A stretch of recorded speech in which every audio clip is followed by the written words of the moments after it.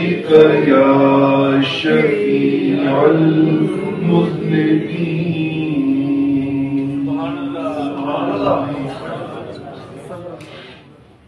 اللہ رب العالمین کا بے حد و حساب شکر ہے، جس رحیم و کریم رب کے لطف و کرم و احسان سے ہم اس کے حضور کرم میں حاضر ہیں۔ دعا ہے کہ رب کریم ہمیں کائنات کی سب سے بڑی دولت ایمان کی سلامتی نصیب فرمائے۔ آج جس موضوع کو عنوان گفتگو بنا کر اپنے ایمان کی تازگی اور ایمان کی لذت سے آشنا ہونے کی کوشش ہو رہی ہے، وہ ہے مسلمان کا سب سے بڑا ٹینشن، ایک صاحب ایمان کا سب سے بڑا ٹینشن۔ زندگی ہے ہی آزمائشوں کا نام، ابتلاؤں کا نام، امتحانوں کا نام۔ آپ سورہ ملک کی وہ پہلی آیت مقدسہ ہی دوسری پڑھیں تو اللہ رب العالمین نے موت و حیات کا بنیادی فلسفہ ہی یہ بیان کیا ہے کہ الذی خلق الموت والحیات لیبلوکم، اللہ نے موت اور زندگی کو پیدا ہی اس لیے کیا ہے تاکہ وہ تمہیں آزمائے۔ کیسے آزمائے؟ سورہ بقرہ میں کہا بشیء من الخوف، کبھی ڈر کے ذریعے، والجوع، کبھی بھوک کے ذریعے، ونقص من الاموال، کبھی مالی نقصان کے ذریعے، والثمرات، کبھی کسی اور پراپرٹی یا اولاد کی کسی آزمائش کے ذریعے۔ تو آپ قرآن مجید فرقان حمید کو اس ٹاپک کے اعتبار سے اگر اسٹڈی کریں تو آپ کو کم و بیش ہر دوسرے صفحے پر یہ مضمون نظر آئے گا کہ تخلیق انسانی کا بنیادی مقصد انسان کی آزمائش ہے، انسان کا امتحان ہے۔ کسی کا 10 سال، کسی کا 20 سال، کسی کا 50 سال، کسی کا 60-70 سال، اور اس میں سے بھی اگر آپ بچپن کو نکال دیں تو وہ اور مدت کم ہو جاتی ہے، اگر راتوں کو نکال دیں جو ہم نیند میں گزار دیتے ہیں تو مدت اور کم ہو جاتی ہے۔ تو یہ جو آزمائش کا پیریڈ ہے یہ بہت مختصر سا ہے، بہت قلیل سا ہے، لیکن آپ ذرا تھوڑی دیر کے لیے رب کے اس فضل کو محسوس کریں نا کہ تھوڑے سے امتحان پر اللہ ہمیشہ کا اجر عطا فرمائے۔ جنت کا نام ہے دار الخلد، فار ایور، ہمیشہ۔ وہ ذرا 4 جملے سنیے نا کہ جو جنت خود میں آنے والوں کو انٹرنس پہ جن جملوں سے انہیں ریسیو کیا جائے گا۔ صحیح مسلم کی حدیث ہے کہ جب جنتی جنت میں قدم رکھیں گے نا تو میں تو کئی بار سوچتا ہوں کہ، اور میں نے یہ حدیث سینکڑوں بار پڑھی، بیان کی، بلکہ ہزاروں بار، لیکن ہر بار ایک نئی لذت ملی کہ جب جنتی جنت میں پاؤں رکھیں گے تو پہلی آواز ان کے کانوں میں پڑے گی، خوش آمدید اس جگہ پر جہاں ہمیشہ کی زندگی ہے، اب موت کوئی نہیں۔ دوسرا جملہ کانوں میں پڑے گا، خوش آمدید اس جگہ پر جہاں ہمیشہ صحت ہے، بیماری نہیں۔ ابھی محلات آگے ہیں، غلمان آگے ہیں، رضوان آگے ہیں، حور و قصور آگے ہیں، وہ دودھ کی نہریں، شہد کی نہریں، پانی کی نہریں، شراب کی نہریں، وہ آگے ہے، ابھی جسٹ انٹرنس ہو رہی ہے۔ تو یہ جملے اس کے کانوں میں پڑیں گے۔ اگلا جملہ کانوں میں پڑے گا اس کے، خوش آمدید اس جگہ پر جہاں پہ جوانی ہے، بڑھاپا کوئی نہیں۔ اور چوتھا جملہ کانوں میں پڑے گا، خوش آمدید اس جگہ پہ جہاں پہ خوشیاں ہیں، غم ہے ہی کوئی۔ بندے کے ایمان کو سرور دیا جاتا ہے۔ لذت نہیں آ جاتی. اللہ کرے کہ میں آپ ہم سب ان جملوں کو سننے والے خوش نصیبوں میں شامل ہو جائیں، ان خوش نصیبوں میں شامل ہو جائیں. تو اللہ رب العالمین نے یہ دنیا جو ہے اسے دار الابتلاء، دار الامتحان. وہ ایک حدیث پاک بچپن سے ہمارے بچے اس کو یاد بھی کرتے ہیں، الدنیا مزرعۃ الآخرہ. امام غزالی احیاء العلوم میں لائے ہیں کہ یہ دنیا جو ہے یہ آخرت کی کھیتی ہے، یہاں بیجنا ہے اور کاٹنے کا موقع کیا ہے، وہ آخرت ہے. یہاں انویسٹ کرنا ہے اور پروفٹ آخرت میں ہے. یہاں محنت کرنی ہے اور صلہ کہاں پہ ہے، آخرت میں ہے. یہاں آرزو کرنی ہے اور دیدار کہاں پہ ہے، آخرت میں. یا بندے نے آرزو کرنی ہے، خواہش کرنی، میرا رب کیسا ہے، میرے آقا کیسے ہیں، میرے صدیق اکبر کیسے ہیں، میرے فاروق اعظم کیسے ہیں، میرے حسنین کریمین کیسے ہیں. یار آرزو کرنی ہے. اور وہاں پہ اگر آرزو میں سچے ہوئے تو یہ ساری نعمتیں آپ کی جھولی میں ڈالی جانی ہیں. تو یہ دنیا دارالامتحان ہے، آزمائش ہی آزمائش ہے. کبھی انسان کو صحت کے مسائل ہیں، کبھی انسان کو اولاد کے مسائل ہیں، کبھی اپنا گھر بنانا ہے اس کے مسائل ہیں، کبھی کاروبار ڈسٹرب ہو گیا ہے اس کے مسائل ہیں، کبھی کسی سے کوئی جھگڑا ہو گیا ہے اس کے مسائل ہیں. تو مسائل سے بڑی ہوئی ہے زندگی. ان ٹینشن میں قرآن و حدیث کی روشنی میں مسلمان ہونے کے ناطے سب سے بڑی ٹینشن جو ایک صاحب ایمان کو ہونی چاہیے، اور جو انبیاء کو، صحابہ کرام کو، اولیاء عظام کو، ہمارے قرون اولا کے اہل اللہ، اہل خیر نیک لوگوں کو، ہر ایک کو دامن گیر رہی اور ہر کوئی اسی ٹینشن میں اس نے پوری زندگی گزاری. وہ کیا؟ سب سے بڑی ٹینشن صاحب ایمان کی یہ ہے کہ وہ دولت ایمان جو رب نے مجھے عطا کی ہے میں نے اسے بچا کے یہاں سے کیسے لے کے جانا ہے. کہ میں دنیا سے جاؤں تو میں کیا ہوں، مومن. میں دنیا سے جاؤں تو میں کیا ہوں، مسلمان. میں دنیا سے جاؤں تو میرا ایمان میرے پاس کیا ہونا چاہیے، محفوظ ہونا چاہیے. میں آپ کو حضور علیہ الصلوۃ والسلام پر ایک جملہ سناتا ہوں اور میری ساری گفتگو اسی جملے کے ارد گرد گھومے گی. پہلے اس آیت کا ترجمہ کر لیتے ہیں. سورہ بقرہ کی آیت نمبر میں نے آپ کے سامنے 102 تلاوت کی ہے. اللہ رب العالمین نے ارشاد فرمایا، سورہ آل عمران کی اللہ کریم نے ارشاد فرمایا کہ یا ایھا الذین آمنوا اتقوا اللہ، اے ایمان والو اللہ سے ڈرو، حق تقاتہ، جیسے اس سے ڈرنے کا حق ہے. اور ہمارے موضوع سے ریلیٹ اگلا جملہ ہے، فرمایا وَلَا تَمُوتُنَّ إِلَّا وَأَنْتُمْ مُسْلِمُونَ. دیکھنا تمہیں ہرگز موت نہ آئے مگر اس حال میں کہ جب موت آئے تو تم حالت اسلام میں ہو، مسلمانی کی حالت میں ہو. ایسا نہ ہو کہ ماں باپ نے تو پہلی سانس میں ہی تمہیں ایمان کی خوشخبری سنائی تھی کان میں اذان دلوا کے، اور جب تم جا رہے ہو تو تم نے زندگی اس بے ڈھنگ طریقے سے گزاری کہ وہ دولت دنیا میں ہی ضائع کر کے چلے. امام بخاری کے 2 استاد ہیں. ایک کا نام ہے حضرت عبداللہ بن مبارک رضی اللہ تعالیٰ عنہ، اور دوسرے حضرت امام فزاری رحمت اللہ تعالیٰ نے. حضرت عبداللہ بن مبارک رضی اللہ تعالیٰ عنہ اور امام فزاری رحمت اللہ تعالیٰ نے، یہ دونوں امام بخاری کے اساتذہ میں شمار ہوتے ہیں.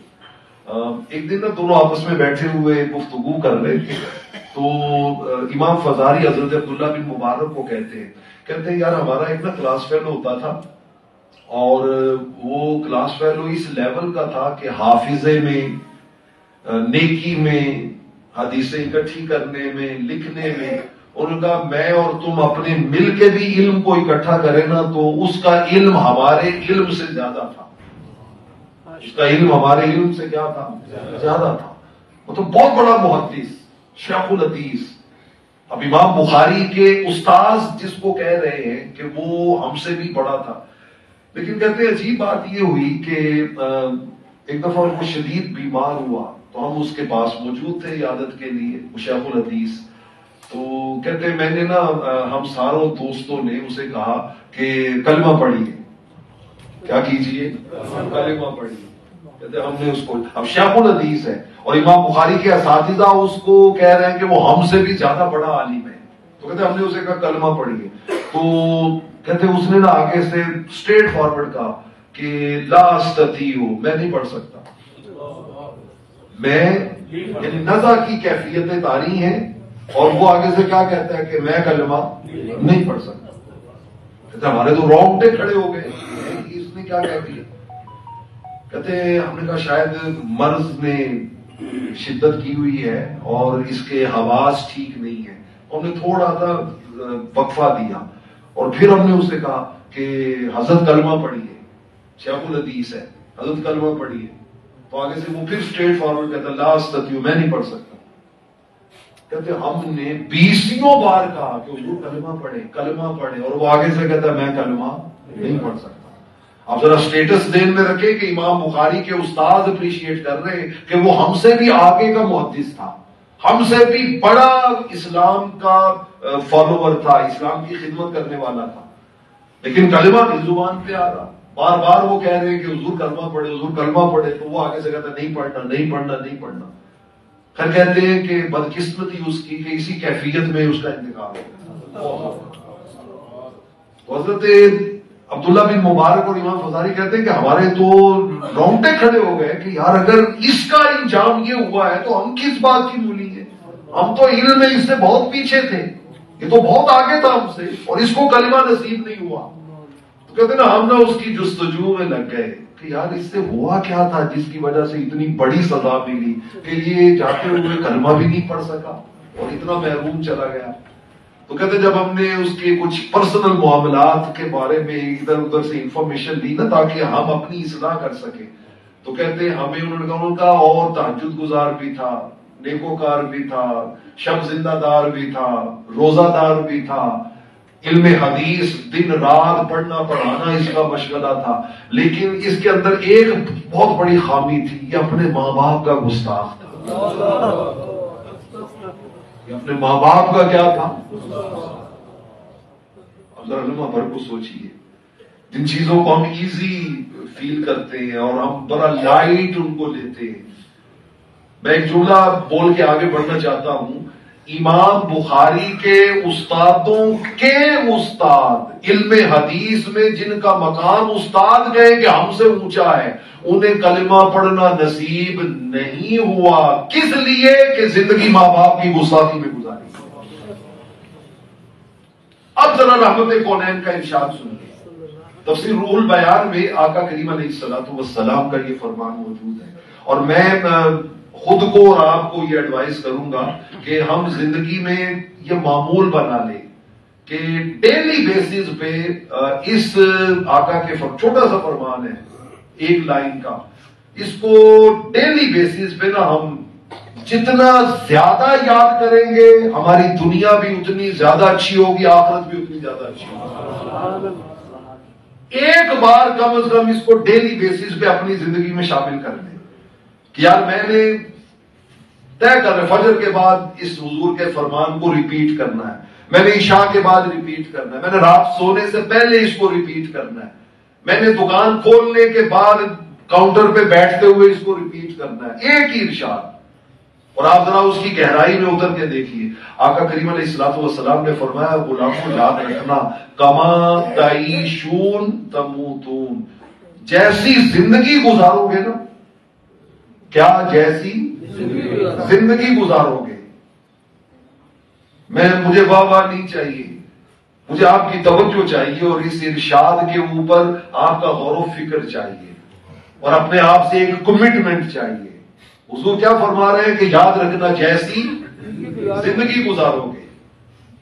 اب مجھے پتا ہے میں کیسی زندگی گزار رہا ہوں، آپ کو پتا ہے آپ کیسی زندگی گزار رہے ہیں، قاری صاحب کو پتا ہے وہ کیسی زندگی گزار رہے ہیں، حاجی صاحب کو پتا ہے وہ کیسی زندگی گزار رہے ہیں. فرمایا یاد رکھنا یہ کوئی راکٹ سائنس نہیں ہے، سادہ سا اصول ہے. فرمایا جیسی زندگی گزارو گے نا تمہیں موت بھی ویسی آئے گی. یہ نہیں ہو سکتا کہ تم زندگی اللہ کی بغاوت والی گزارو اور امید رکھو کہ کان میں فرشتہ آ کے کہے گا یا ایتھا النفس المطمئنہ ارجعی الی ربک راضیۃ مرضیہ، اے مطمئن روح آ رب کی طرف، رب تجھ سے راضی ہے، تو رب سے راضی ہے، فادخلی فی عبادی وادخلی جنہ۔ اللہ کرے ہم میں سے ہر ایک کو وقت نزا یہ کلمات سننے کو ملے، یہ بشارتیں ہمارے کانوں میں رس گھولیں، یہ پیغام شناسائی ہماری قلب و روح کو تسکین عطا کرے، آمین ثم آمین۔ لیکن یہ وہ سنے گا کما تعیشون جو اس سننے والی زندگی کو گزار کے گیا ہو۔ حلال حرام کا کسی کو فرق ہی نہیں پتا اور وہ کہے کہ یہ میرے کانوں میں رس گھولیں کے جملے نہیں، نماز کی فکر ہی کوئی نہیں ہے، کسی دوسرے کا حق دیا ہے نہیں دیا کبھی اس کا سوچا ہی نہیں ہے، بس ہم 4 حج کر لیے 5 عمرے کر لیے بس ٹھیک ہے جی، اب میں ایسے ہے، میں اتنی یتیموں کی مدد کر دی ہے، اتنی بیواؤں کی میں نے کر دی ہے۔ معاملہ اتنا آسان نہیں ہے، یہ رب کا نظام ہے، بندے کا بنایا ہوا چھوٹا چھوٹا نظام انسان کو کن کن چیزوں سے گزارتا ہے۔ تو رب ذوالجلال کا نظام حضور نے فرمایا یاد رکھو بالکل یہ 2 + 2 4 کی طرح پکا اصول ہے، جیسی زندگی گزارو گے ویسی کیا آئے گی؟ موت آئے گی، ویسی موت آئے گی۔ اور اگلا جملہ اس سے بڑا ہے، حاجی خلیل صاحب اس کا مزہ لیں گے چونکہ وہ عربی اس کو جانتے ہیں۔ آقا علیہ الصلوۃ والسلام نے فرمایا یاد رکھو اگلا مرحلہ، فرمایا کما تموتون تحشرون، جیسی تمہیں موت آئے گی تمہارا حشر بھی ویسا ہی ہوگا۔ موت اچھی آ گئی تو حشر بھی کیا ہوگا؟ اچھا ہوگا، اور اگر موت بری آ گئی تو پھر حشر بھی کیا ہوگا؟ برا ہوگا۔ تو فرمایا یہ بس یہ چیز پلے باندھ لو کہ جیسی زندگی گزار رہے ہو سمجھنا موت ویسی آنی ہے، اور جیسی موت آئے گی سمجھنا پھر میدان معاشر میں معاملہ بھی ویسا ہوگا۔ میں قرآن مجید سے آپ کو گزرتے ہوئے 3 مثالیں آپ کے سامنے رکھنا چاہتا ہوں۔ قرآن مجید فرقان حمید میں شیطان کا ذکر ہے، اللہ رب العالمین نے اسے مردود ملعون قرار دے کے اپنی بارگاہ سے نکال دیا، لیکن آپ ذرا اس سے پہلے کی اس کی زندگی کے بارے میں پڑھیں نا تو جس زندگی کے اس کے احوال کو اکثر مفسرین اور محدثین نے بیان کیا، اس نے راندہ بارگاہ الہی ہونے سے پہلے 80,000 سال اللہ کی عبادت کی۔ کتنے سال؟ 80,000 سال، 80,000 سنۃ، 80,000 ایئرز اس نے اللہ کے سامنے سجدہ ریزی، عبادتیں، مناجات، ذکر اذکار، اللہ کی بندگی 80,000 سال کی ہے۔ اب ذرا دیکھیے اس کا آغاز دیکھیے، اس کا کلائمیکس دیکھیے اور اس کا اینڈ دیکھیے۔ اینڈ دیکھیے کہ 80,000 سال کی عبادت کے بعد بھی اس بدبخت کو ملعون قرار دے کے رب ذوالجلال نے دھتکار دیا، راندہ بارگاہ الہی قرار دے دیا۔ تو اس کا مطلب ہے ہمارے یہاں بھی محاورہ ہے all is well that ends well، کہ اگر انت بھلا ہو تو کہتے ہیں سو بھلا، اختتام اچھا ہو گیا ہے تو پھر ہر چیز ہی کیا ہو گئی ہے؟ اچھی ہو گئی ہے۔ دوسری مثال آپ قرآن مجید میں سورہ اعراف اٹھائیے، اس میں بنی اسرائیل کے ایک ایسے شخص کا واقعہ ہے کہ جو اللہ کی عبادت و بندگی کرتے کرتے مستجاب الدعوات بن گیا۔ مستجاب الدعوات یعنی مستجاب الدعوات کا معنی کہ جو دعا مانگتا اللہ قبول کر لے۔ اب اس کی بگننگ دیکھیے، کلائمیکس دیکھیے، مستجاب الدعوات بن گیا، لیکن شیطان نے حملہ آور ہو کے اسے ایک لالچ میں، مال کے لالچ میں، جس کو ہم بیماری سمجھتے ہی نہیں ہیں، ہم سمجھتے ہیں تو یہ تو میری کامیابی کا راز ہے، دولت سے محبت، دولت سے پیار، یہ تو میری کامیابی کا راز ہے، میں نے ایسی دولت اتنی اکٹھی تو نہیں نہ کر لی۔ یہ جو حب مال ہے وہ اہل اللہ کہتے ہیں کہ یاد رکھنا کہ یہ دنیا اور دنیا کی نعمتیں یہ پانی کی طرح ہیں اور آپ اس میں کشتی کی مانند ہیں۔ یہ پانی، کشتی جو ہے وہ پانی میں چلتی رہے اور پانی باہر رہے تو پھر تو خیر ہے، اور اگر آپ وہ پانی کشتی کے اندر لے آئیں گے تو پھر خیر نہیں۔ رب ذوالجلال نے حب دنیا حب مال میں اس کو مبتلا کیا. آپ قرآن مجید کی وہ آیتیں ذرا اٹھائیں، خدا کی قسم رونگٹے کھڑے ہو جاتے ہیں. رب ذوالجلال نے اس کا حوال بیان کرتے کرتے نا اینڈ پتہ ہے کس پہ کیا؟ فرمایا وَاتْلُ عَلَيْهِمْ نَبَأَ الَّذِي آتَيْنَاهُ آيَاتِنَا فَانسَلَخَ مِنْهَا فَأَتْبَعَهُ الشَّيْطَانُ فَكَانَ مِنَ الْغَاوِينَ وَلَوْ شِئْنَا لَرَفَعْنَاهُ وَلَكِنَّهُ أَخْلَدَ إِلَى الْأَرْضِ وَاتَّبَعَ هَوَاهُ فَمَثَلُهُ كَمَثَلِ الْقَلْبِ. فرمایا یہ جو مستجاب الدعوات بن گیا تھا نا، اب میری بارگاہ میں یہ انسان ہی نہیں ہے بلکہ یہ تو کتا ہے. بگننگ دیکھیے، کلائمیکس دیکھیے اور اینڈ دیکھیے. دوسری مثال سورہ حشر اٹھائیے. رب ذوالجلال نے وہاں پر ایک بنی اسرائیل کے اور بہت بڑے ولی اللہ جس کا نام تھا برسیسا راہب، اس کا ذکر کیا. 70 سال اس نے ایک لمحے کے لیے بھی دنیا کا کام کوئی نہیں کیا، اللہ کی عبادت کی ہے، خلوتوں میں، جنگلوں میں، صحراؤں میں، ویرانوں میں. لیکن شیطان اس کے پیچھے لگا رہا اور اینڈ پہ اس نے اسے ایک عورت کے عشق میں مبتلا کر دیا اور اس عورت کی محبت میں آ کے اس نے بدکاری بھی کر لی، اس سے پیدا ہونے والے بچے کا قتل بھی کر دیا اور وہ اتنا اللہ کی بارگاہ سے دور ہو گیا، دھتکار دیا گیا کہ قرآن مجید فرقان حمید نے سورہ حشر میں اس کا مضمون بیان کیا. فرمایا کمثل الشیطان اذ قال للانسان اکفر فلما كفر قال انی بریء منک انی اخاف اللہ رب العالمین فکان عاقبتهما انہما فی النار خالدین فیہا وذلک جزاء الظالمین.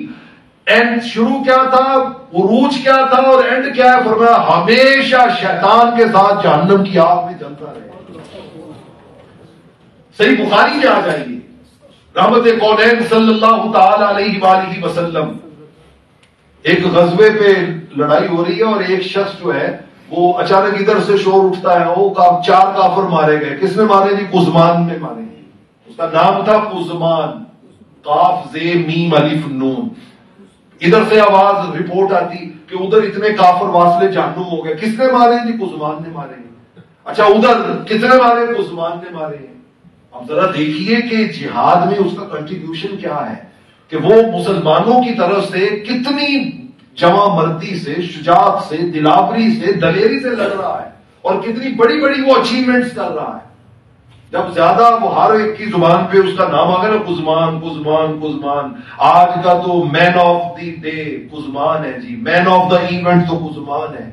تو آقا علیہ الصلوۃ والسلام نے نا صحابہ جو پاس کھڑے تھے انہیں بلا کے کہا، فرمایا من احب ان ينظر الى رجل من اہل النار فلينظر الى هذا.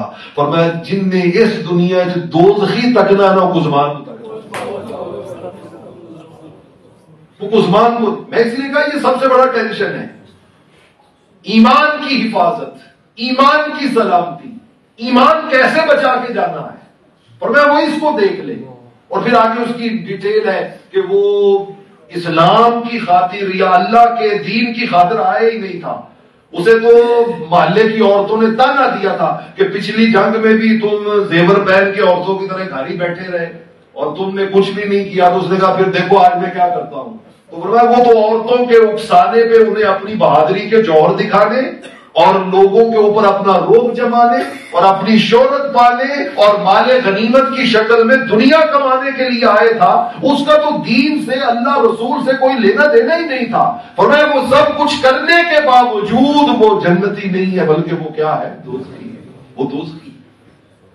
آپ صحیح بخاری میں آ جائیں، ایک شخص آتا ہے رحمت کونین کے پاس، سچے دل سے کلمہ پڑھتا ہے. اب کلمہ پڑھتے ہی وہ کیا بن گیا؟ صحابی. وہ کیا بن گیا؟ صحابی. شوق اتنا ہے کہ اس نے چند دنوں میں ہی سورہ بقرہ ساری زبانی یاد کر لی، سورہ آل عمران ساری زبانی یاد کر لی. 4-5 پارے بنتے اس نے زبانی یاد کر لی. اچھا آقا علیہ الصلوۃ والسلام نے نا اس کی یہ ایفرٹ دیکھ کے تو اس کو ایک ڈیوٹی دے دی. پتہ آج کے بعد نا میرے پاس رہا کرو اور جب بھی مجھ پر وحی اترتی ہے نا تو میں تمہیں وہ لکھوایا کروں گا، تم اس کو نوٹ کیا کرو. کاتبین وحی میں اس کو شامل کر لیا. اب حضور علیہ الصلوۃ والسلام پہ وہی اترتی، وہ پاس قلم دوات لے کے بیٹھا ہوتا اور وہ فوراً اس کو نوٹ کرنا شروع کر دیتا، لکھنا شروع کر دیتا. اب ذرا بگننگ دیکھ، صحابی رسول ہے، بگننگ دیکھیے، عروج دیکھیے. قرآن کا حافظ بن رہا ہے، کاتبین وحی میں شامل ہے. ایک مرتبہ رحمت کونین پہ وہی اتر رہی ہے تو لکھ رہا ہے، حضور لکھوا رہے ہیں یہ لکھو یہ لکھو، تو آگے سے نا خود ہی اس نے ایک اگلا جملہ بول دیا کہ حضور آگے یہ لکھنا ہے. تو چونکہ صحبت نبوی میں رہتا تھا، وہی اترنے کے ماحول میں رہتا تھا، رب جیسے حضرت سیدنا فاروق اعظم رضی اللہ تعالیٰ عنہ، درجنوں قرآن کی چیزیں ایسی ہیں کہ جو حضرت عمر فاروق نے بطور پرپوزل کے پہلے پیش کی، رب نے اسی کے مطابق قرآن نازل فرمایا. موافقات عمر کہتے ہیں انہیں، موافقات عمر، کہ آپ اور حضور علیہ الصلوۃ والسلام فرمایا میرے عمر کی زبان پہ حق بولتا ہے، حق بولتا ہے. تو وہ قربت نبوی کا فیض ملا نا، تو اس نے جو لفظ بولے وہی میں وہی تھے، بس وہی لفظ جب اس میں وہ لکھے نا تو شیطان نے اسی سے پکڑ لیا. اس نے کہا یہ کوئی وہی شے نہیں آتی، دیکھو جملہ تم نے بول کے کہا ہے کہ حضور آگے یہ لکھنا ہے، اور حضور نے کہا یہی لکھنا ہے.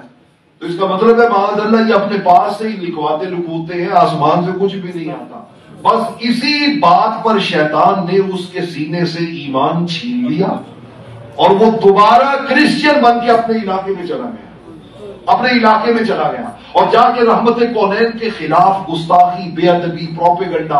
آقا علیہ الصلوۃ والسلام کا قلب اطہر رنجیدہ ہوا، آپ کو دکھ ہوا اس بات کا کہ دیکھو کیا رب نے اس کو بگننگ دی تھی، صحابی بن گیا تھا، حافظ بن رہا تھا، قرآن کی وحی لکھتا تھا، کتنی جو وحی آ رہی ہوتی تھی رب اس کی زبان سے پہلے ہی وہ جاری کر رہا تھا.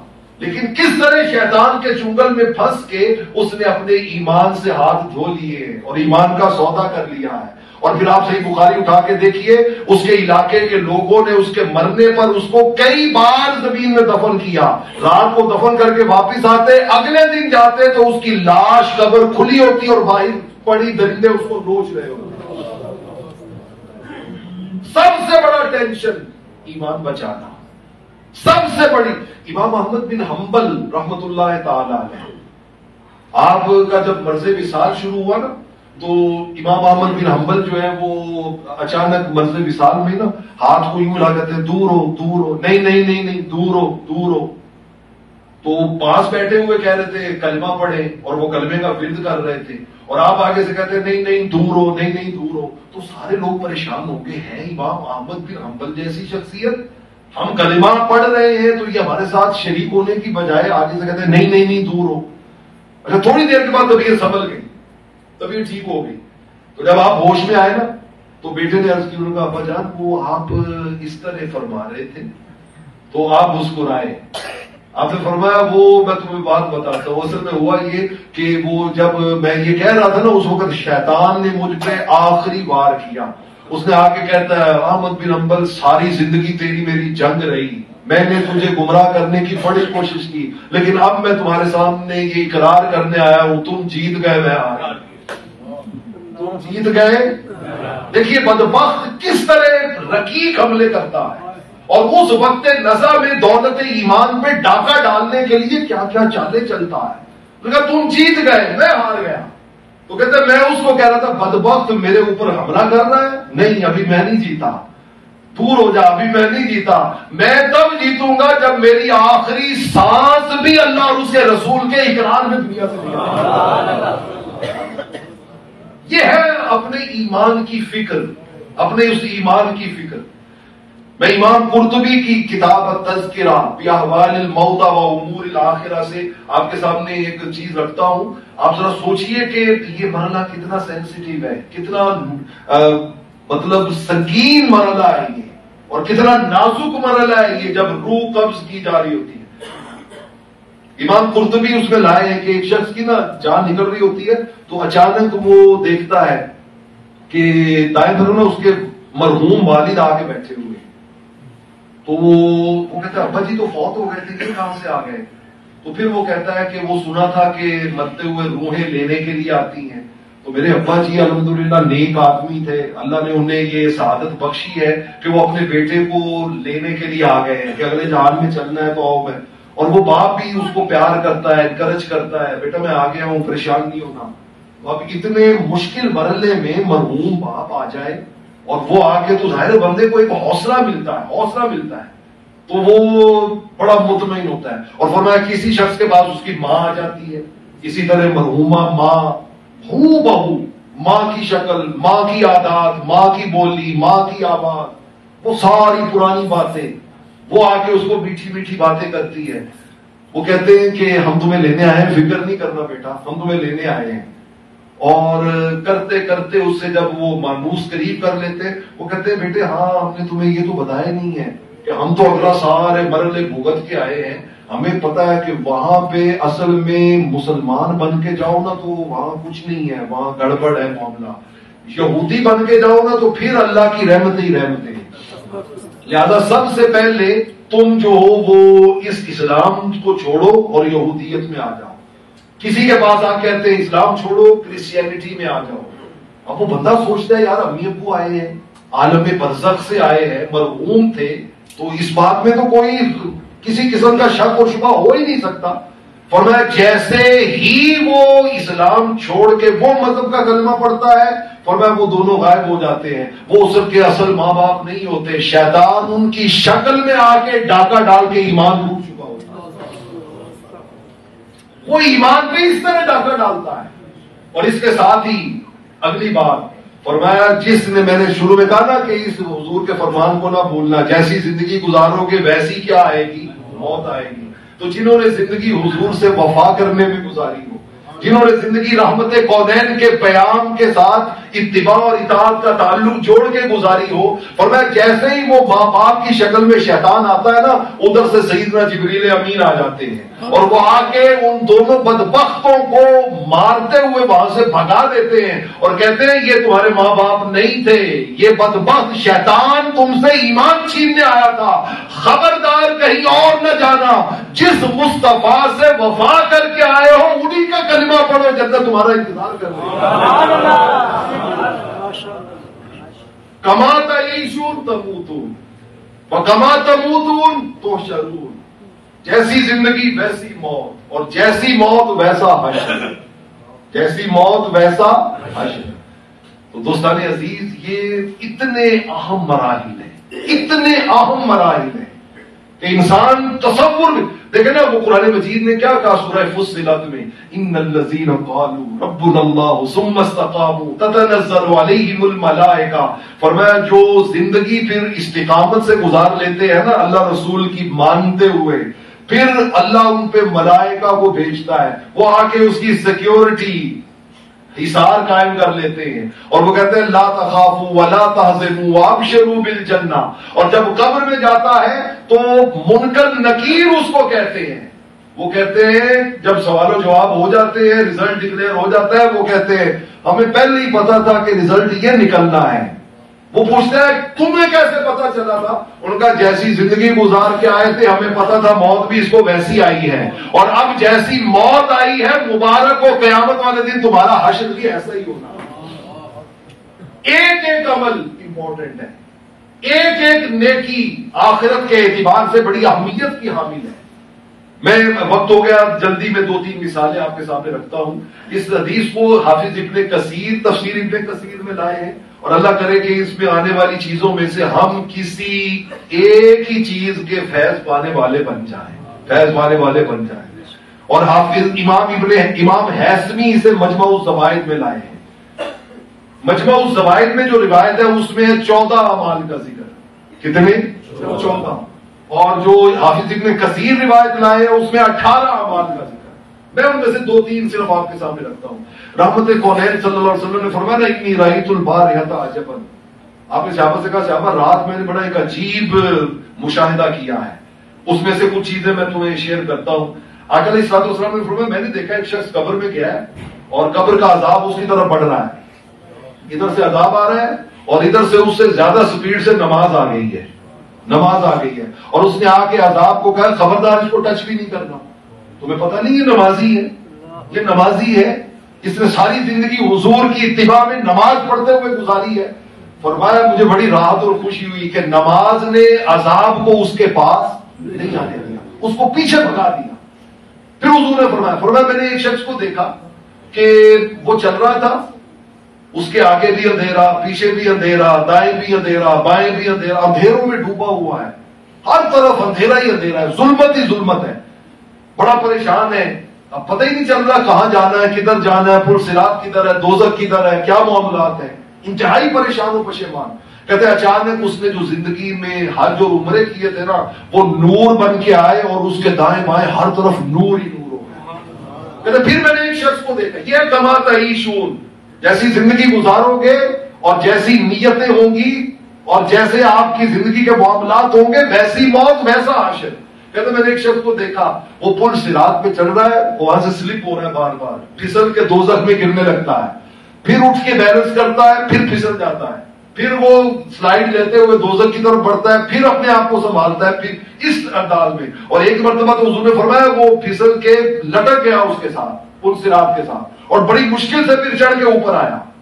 کہتے وہ اس کیفیت میں تھا کہ اچانک میں نے دیکھا ادھر سے ایک چیز آئی اور اس نے اس کو پکڑ کے سنبھالا اور اٹھا کے بڑی تیزی سے پل صراط کے پار لے گیا۔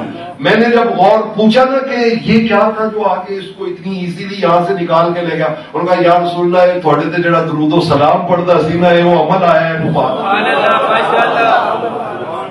وہ درود و سلام کا عمل لے گیا۔ اور میں اس میں آخری بات آپ کے سامنے رکھتا ہوں، رحمت کونین صلی اللہ علیہ وسلم نے فرمایا کہ ایک شخص کو میں نے دیکھا، وہ دروازہ جنت پہ پریشان کھڑا ہے۔ اور کیوں پریشان کھڑا ہے؟ وہ دروازہ کھولنے کی کوشش کرتا ہے، دروازہ لاک ہے، ناک کرتا ہے، کوئی جواب نہیں آتا، آواز دیتا ہے، کوئی سنتا نہیں ہے۔